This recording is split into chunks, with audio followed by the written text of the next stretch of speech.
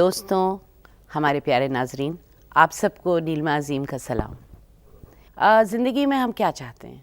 हर इंसान की आखिर क्या ख्वाहिश है? उसकी मंजिल क्या है? मेरे ख़्याल में तो हम एक खुशहाल खुशनुमा ज़िंदगी चाहते हैं। और अगर आप इर्द गिर्द अपने देखें तो कितनी तकलीफ़ें, कितनी मुसीबतें, कितने सारे बोझ उठा के औरतें जी रही हैं। बस हम यही चाहेंगे कि आप भी अवेयरनेस की तरफ बढ़ें और हमारी भी ये कोशिश जो है वो कुछ हद तक अपने मंजिल तक पहुँचे कि हम उन तकलीफ़ भरी ज़िंदगियों को थोड़ा सा एक आराम पहुँचा सकें और उनकी जो ये बदतरीन ज़िंदगियाँ हैं उनको बेहतरीन और ख़ूबसूरत बना सकें, खुशनुमा बना सकें। तो बस हमारी इस कोशिश में आप भी मुब्तला हो जाइए। आखिर कब तक?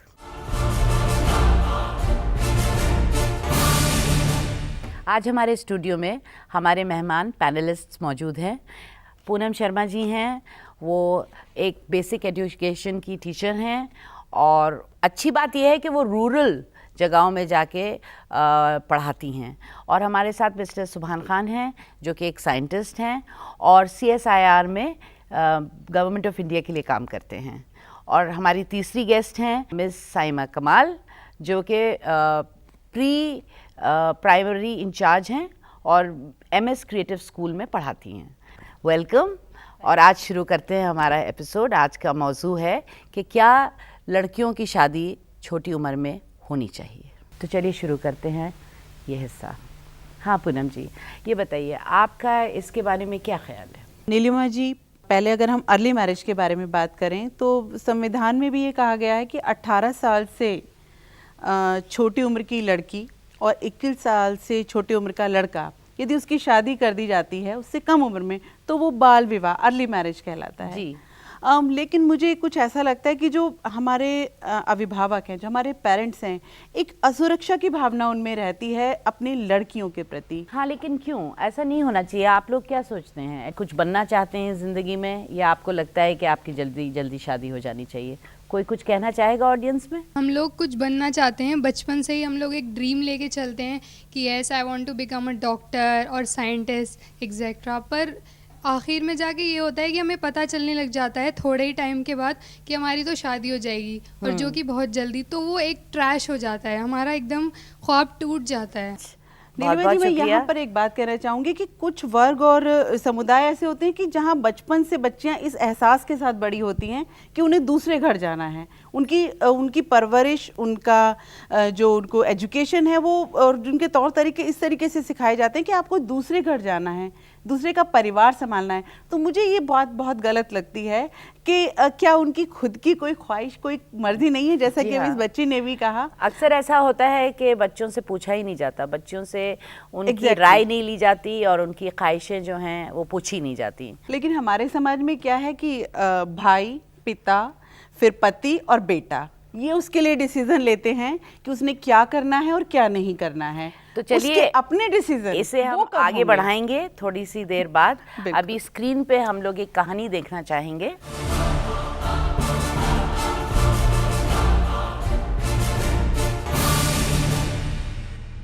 कानूनी तौर पे एक लड़के और लड़की की शादी की कम से कम उम्र तय है, लेकिन इस सब के बावजूद भी नाबालिग लड़कियों की शादी करवा दी जाती है। ऐसा सबसे ज़्यादा बिहार, बंगाल और राजस्थान के कुछ पिछड़े हुए इलाकों में मामूल के तौर पे होता है। इस ख़ानदान में भी कुछ नाबालिग लड़कियों की शादी हुई जिन्हें एक तरफ ना तो तालीम की रोशनी मैसर हुई और ना ही शादी के लिए उनकी सही उम्र का इंतज़ार किया गया। एक लड़की की जल्दी शादी करवाने पर उसे खतरा हो सकता है क्योंकि जिस्मानी और रूहानी तौर पर वो अभी उस काबिल नहीं होती कि अज़दवाजी ज़िंदगी बसर कर सके, और आधी समझ के साथ ख़वातीन अपने बच्चों को सही तालीम देने में भी कई बार नाकाम हो जाती हैं, जिसकी वजह से उनके बच्चे गलत रास्तों पर चल पड़ते हैं। हमें पूरी तरह से ये ठान लेना चाहिए कि जब तक शादी की सही उम्र ना हो तब तक हम उनकी शादी ना करवाएं और उन्हें तालीम याफ्ता बनाएं।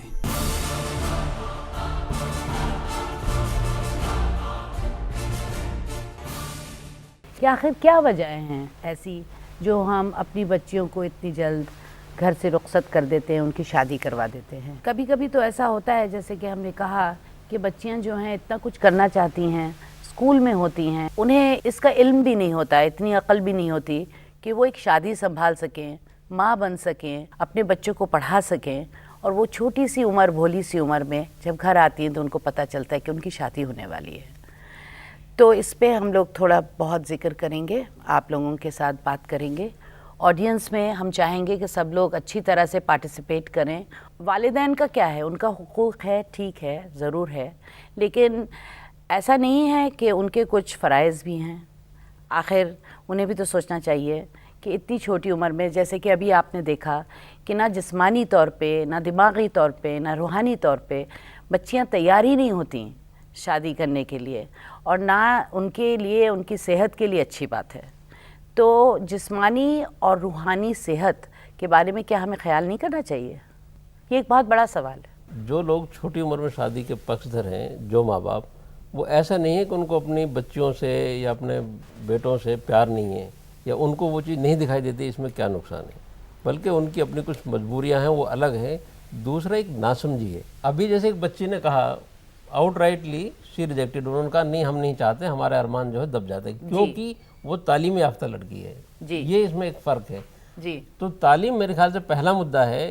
इस चीज़ को सोचने से पहले, शादी हो, चाहे ब्याह हो, चाहे अर्ली मैरिज हो, चाहे डाउरी हो, और चाहे दूसरी औरतों के साथ जितनी भी समस्याएं हैं जी, चाहे डोमेस्टिक वायलेंस हो, और बहुत सारी दिक्कतें हैं वुमेन की, अर्ली मैरिज ही नहीं है। और बच्चियां इतनी छोटी होती हैं कि वो बेचारी कह भी नहीं सकती हैं अपने माँ बाप से। बेशक नहीं कह सकती। उनको लगता है कि बस उनको अब मजबूरी के साथ इस मारपीट को और ये सारे जुल्म बर्दाश्त करने पड़ेंगे। हाँ मैडम, इसीलिए अगर वो तालीम याफ्ता होगी तो कितनी छोटी हो वो रिवोल्ट जरूर करेगी, क्योंकि वो इकोनॉमिकली इंडिपेंडेंट हो जाती हैं, वो खुद कमा सकती हैं, अपनी ज़िंदगी एक बार फिर शुरू कर सकती हैं, अपने बच्चों को तालीम दे सकती हैं, उनको कुछ बना सकती हैं। तालीम के साथ साथ उसको निर्णय लेने की शक्ति का अधिकार जरूर होनी चाहिए। बिल्कुल। मतलब उसकी खुद की इच्छा क्या है। ठीक है कि हमने आज उसको तालीम दिलवा दी क्योंकि हमने डिसाइड किया, आज हमने कहा कि इसकी शादी हो जानी चाहिए 18 साल की, हमने डिसाइड किया। और वो इतनी छोटी होती है कि वो फैसला तो बहुत दूर की बात है, उसकी तो इतनी अकल ही नहीं होती कि उसे समझ में आए कि वो क्या कर रही है। जब वो पढ़ लेगी उसको ये समझ में आ गई। लेकिन उसके बाद में, समझ में आने के बाद में नीलिमा जी, ये बहुत इंपॉर्टेंट बात है विमेन एम्पावरमेंट के लिए कि उसको निर्णय लेने का अधिकार कब मिलेगा। बिल्कुल बिल्कुल। आप क्या कहना चाहेंगे इसके बारे में? फॉर एग्जांपल, जिन पेरेंट्स को पता है, जिन माँ बाप को ये पता है कि हमारी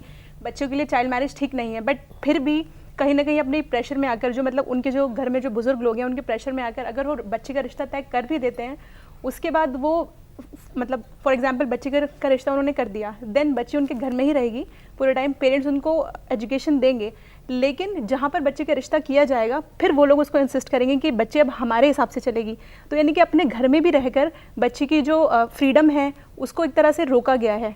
तो बिल्कुल, और मेरे ख्याल में हम लोगों को इस बात को अवॉइड नहीं करना चाहिए या एस्केप नहीं करना चाहिए। एक्चुअली कितना जुल्म होता है, छोटी बच्चियां शादी करने के बाद उनके साथ क्या क्या होता है और उनको क्या क्या बर्दाश्त करना पड़ता है, और कितनी ये बहुत बड़ी बात है, ये छोटी बात नहीं है। आप लोगों में से कोई कुछ कहना चाहेगा? मेरा नाम नादिरा असमत है। हम लोगों ने सभी ने हायर एजुकेशन हासिल किया है। आफ्टर मैरिज भी अपनी ख्वाहिश के मुताबिक ही पढ़ रहे हैं। अभी भी मेरे हस्बैंड चाहते हैं कि मैं पढूं। ये तो बहुत अच्छी बात है, लेकिन ऐसा अक्सर तो नहीं होता होगा। नहीं, मेरे घर में सभी का वही है। सभी बहनें अपनी ख्वाहिश के मुताबिक ही इल्म हासिल कर रही हैं और आगे जो चाहती हैं वो उनकी ख्वाहिश है। हाँ, तो यहाँ लगता है कि चेंज आ रहा है, काफी अच्छा है। ऐसे इनके और लिए इंडिविजुअली मेरे ख्याल में इनके साथ जो है वो बहुत ही सपोर्टिव, वालिदैन भी पढ़े लिखे हों। आप वालिदैन भी पढ़े लिखे हैं ना? जी हाँ। हाँ, तो ये फर्क है, तालीम याफ्ता अगर वालिदैन होंगे, सोच का फर्क है, मानसिकता का फर्क। कुछ लोग ऐसे मौजूद हैं, कुछ पेरेंट्स ऐसे हैं कि जिन्होंने अगर उन्होंने एजुकेशन नहीं ली, तालीम नहीं ली, लेकिन वो चाहते हैं कि उनके बच्चे आगे तालीम लें, उन्हें आगे बढ़ाएं, यानी कि जो ख्वाब अपने वो पूरे नहीं कर पाए वो अपने बच्चों के थ्रू चाहते हैं कि उसे कंप्लीट करें। And I am one of from that family. Yes, मतलब मेरे पेरेंट्स चाहते हैं कि मैं ऐसा कुछ करूं लाइफ में जो उन्होंने नहीं किया है। तो आज भी कुछ ऐसे पेरेंट्स हैं इस दुनिया में मौजूद हैं कि जिन्होंने खुद एजुकेशन, खुद तालीम नहीं लिया, बट अपने बच्चों को वो चाहते हैं कि वो एजुकेशन दें। तो आज के एपिसोड में, इस गुफ्तगू में कुछ ऐसा हुआ कि एजुकेशन के ख़िलाफ़ कोई है ही नहीं। आप लोगों को क्या लगता है कि हमारा जो मज़हब है, धर्म है, वो क्या कहता है इसके बारे में? चाइल्ड मैरिजेस के बारे में उसका क्या पॉइंट ऑफ व्यू है, हमारी किताबें हमसे क्या कहती हैं, इसके बारे में थोड़ी सी गुफ्तगू करते हैं। आप बताइए साइमा कि आपको क्या लगता है इस्लाम में क्या कहा जाता है? तक वो फिज़िकल मैच्योर नहीं हो जाती तब तक उसकी शादी करना जायज़ नहीं है। फिर दूसरी चीज़ ये निकल कर आती है कि अगर लड़की तैयार है उन सारे बर्डन्स को उठाने के लिए जो एक औरत को उठाने शादी चाहिए के बाद, हाँ। बिल्कुल शादी के बाद पूरी मैच्योरिटी हो जाए, maturity include mental maturity also. जी, तो उस वक्त हम ये नहीं कह सकते कि बच्ची अभी समझदार नहीं है और होगा health नहीं है। मेंटल हाँ, that is maturity? another point। तो बहुत ही मेरे ख्याल में इंडिविजुअल बात है। हर बच्चा जो है उसकी अपनी समझ, उसकी मैच्योरिटी की कोई एज बेशक जी नहीं, decide कोई किया एज जाता है। नहीं बिल्कुल है। ठीक कह और रहे हैं आप। ये- अगर सोचा जाए तो मेच्योरिटी 21 के बाद ही आती है। ठीक है, मैंने जो यहाँ पर बेसिक जो फोकस किया है, मैंने इसलिए फिजिकल मेच्योरिटी पर फोकस किया है कि फिजिकल मेच्योर जब लड़की हो जाए, और हम सब अच्छे से वाकिफ हैं कि फिजिकल मेच्योरिटी का यहाँ क्या मतलब है, तो फिजिकल मेच्योर मैं इन्हीं की मगर बात वो को तो बताती वही हूँ। मैंने जैसे कहा आपसे कि 11-12 साल ही की उम्र में थोड़ी ना बच्ची जो है वो मेच्योर हो जाती है, दूसरे एस्पेक्ट्स उसके जो हैं। नहीं, जब कानून बनाते हैं हम तब भी इन पैरामीटर्स को देखते हैं कि जी, कैसे जी। कहेंगे आपके 21 साल या 18 साल जी की जी हो, जी तो उसमें लेकिन वही फिलहाल पैरामीटर हम है। लोग जो डिस्कशन कर रहे हैं वो कर रहे यहाँ हैं एक कि बात मैं मजहब क्या आपको- कहता है। जी जी मैं प्लीज आपको पूनम जी। बताऊंगी कि जो हिंदू धर्म में जो पुराने लोग हैं वो एक इस बात को मानते हैं, वहाँ पर कन्यादान होता है। जी।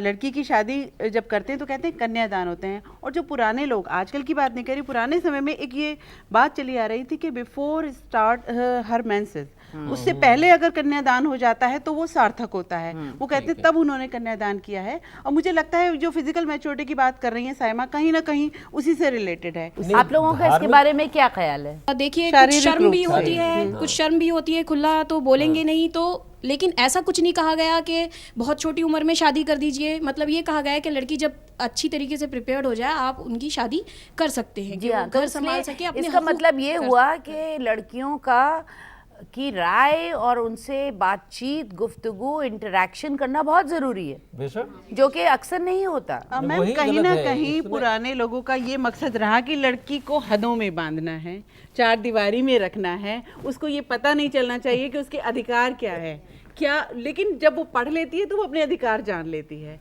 और जब वो अधिकार जान लेगी तो वो फिर लड़ेगी भी और बाहर आकर भी बोलेगी, जैसे अभी इन्होंने बोला। तो मेरे ख्याल में तो वालिदैन का फ़र्ज़ भी है और उनका हक भी है, जी। और बहुत ज़रूरी है कि बच्चियों से उनकी राय ज़रूर पूछी जाए। आप क्या कहना चाहेंगे? We'd like to have a mail. बिल्कुल सही। यस, जो आप कह रही हैं, अपना नाम बताइए। मेरा नाम एहसान हुआ एहसान बताइए। और मैं बीएड का स्टूडेंट हूँ। जहाँ तक बात हुई दौर की, बात हुई पहले के दौर में कुछ और बात थी। उस वक्त शादी की उम्र तय नहीं की गई थी, और पहले के दौर में 13 साल की उम्र में शादी कर दी जाती थी लड़कियों की, या फिर 14 की उम्र में। लेकिन वक्त के साथ काफ़ी चीज़ें बदली हैं। जी। पहले के इस्लाम में भी ये बात कही गई है कि वक्त के साथ फतवे आए, नए नए फतवे आए, लड़कियों को कहा गया कि जब तक वो फिज़िकली मैच्योर्ड नहीं हो जाए। और जहाँ तक बात सर ने कही कि फ़िज़िकली मैच्योरेशन उस वक्त आती है, यानी कि फ़िज़िकल और मेंटल दो चीज़ें हैं जो आपस में काफ़ी रिलेटेड हैं। और रूहानियत, रूहानियत की बात है। इमोशनल, सबसे ज़्यादा तो इमोशनल अत्याचार हो जाता है। इमोशनली बच्चियां जो है डर जाती हैं। बहुत ज़रूरी है कि अब स्क्रीन पे कुछ बाइट्स हम देखें, बिल्कुल। और उसके बाद जो है हमारी गुफ्तगू हम आगे जारी बढ़ाएंगे। जी। चलिए।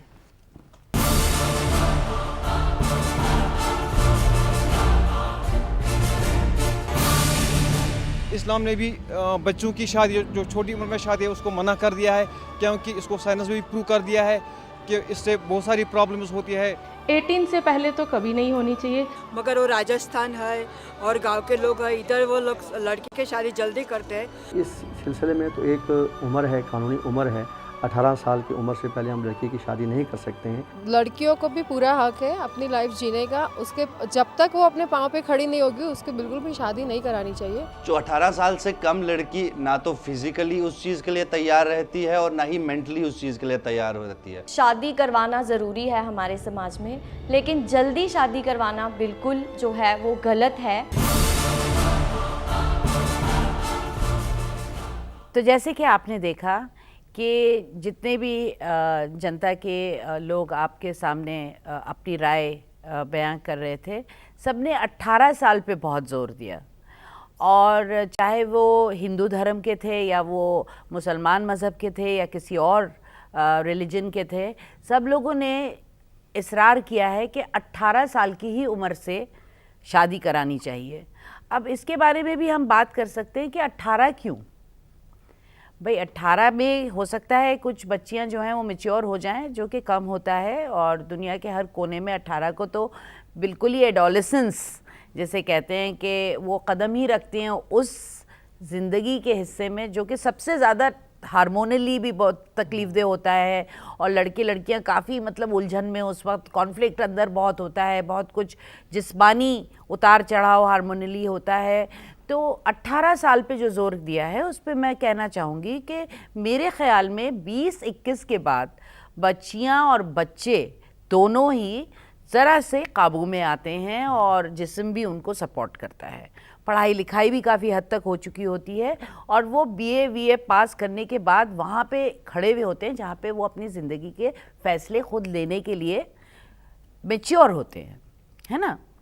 तो इसके बारे में आप क्या कहना चाहेंगे? जी मैम, मैं ब्रेक से पहले यही बात मैं आपसे जिक्र करना चाह रही थी कि 14 और 18 के बीच में जब हार्मोनल चेंजेस आ रहे होते हैं, क्योंकि मेडिकली भी रिलीजन के अलावा सबसे ज़रूरी चीज़ तो ये है कि हर इंसान जो है उसकी सेहत अच्छी होनी चाहिए। वही बढ़ के आगे अपने बच्चों को अच्छी तालीम दे सकते हैं, उनको अच्छी तरह से पाल पोस के खड़ा कर सकते हैं, और एक ना सेहतमंद औरत किस तरह से भागेगी, किस तरह से बच्चों को संभालेगी, कैसे उनको पढ़ाएगी अगर वो खुद पढ़ी लिखी ना हो? बिल्कुल सही है, लेकिन उसी समय एक्चुअली क्या होता है कि बच्चे भटकने की भी पूरी संभावना होती है। तो मुझे लगता है कहीं ना कहीं वही असुरक्षा की भावना माता पिता में रहती है कि कहीं बच्ची, मैं बिल्कुल खुले शब्दों में कहती हूँ कि कहीं बच्ची प्रेग्नेंट ना हो जाए। मतलब उस समय आज का जो मीडिया, अब ये जो सस्ता साहित्य बच्चे पढ़कर इधर उधर से अधकचरी नॉलेज लेकर बच्चे पढ़ते हैं और उनके जो भावनाएं उनकी भड़कती हैं, उस समय उनको सही रास्ता दिखाने की बहुत ज़रूरत है। एजुकेशन में हम थोड़ा जोर देते हैं तो मुझे लगता है कि फिर ऐसी कोई भी घटना नहीं घटेगी। तो चलिए देखते हैं कुछ स्क्रीन बाइट्स।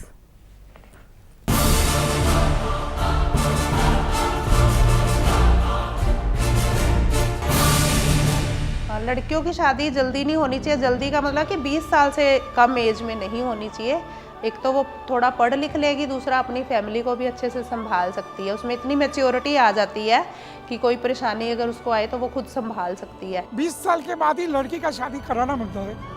जल्दी शादी कराना मैं तो बताऊँ गलत। इस लड़की की कम उम्र में शादी हो जाती है, उसका नतीजा गलत होता है। तो हमें चाहिए कि जब लड़का और लड़की मैच्योर हो जाए तब उनकी शादी की जाए। ना that is not good totally, because कुछ प्रॉब्लम्स हो जाते हैं, सोशल बैड इफेक्ट्स भी हो जाते हैं उससे, so that is not good. अगर उसकी जल्दी शादी करवाई जाए तो लड़कियों की ज़िंदगी जो थोड़ी वो ख़राब हो सकती है। ये कानूनी अपराध भी है गवर्नमेंट की तरफ से। ये कानून लागू हो चुका है कि लड़कियों की शादी 18 साल से नीचे नहीं की जा सकती। तो जैसे कि आपने देखा कि ज़्यादातर मर्द बोल रहे थे इस बाइट में, और हर उम्र के मर्द थे। यहाँ तक कि एक यंग नौजवान लड़का था जिसने कहा कि हम एक दूसरे को समझ सकें। तो अब इसके बारे में बात करना चाहेंगे, और हम चाहेंगे कि जो यहाँ पे यंग नौजवान ख़वातीन बैठी हुई हैं उसके बारे में कुछ कहें। और जैसे एक कहावत है कि लड़की की पढ़ाई परिवार की भलाई, तो ये है कि लड़कियों को पढ़ना चाहिए जहाँ तक वो पढ़ सके, और खुदा न खास्ता कभी उनकी ज़िंदगी में शादी के बाद कुछ प्रॉब्लम आए तो वो अपने पैरों पे खड़े हो सके और अपना घर संभाल सके। जो नीलम मैडम, एक बात कहूँ जो पूनम मैडम कह रही थी कि कुछ डर रहता है कि भाई शादी से पहले प्रेग्नेंट ना हो जाए।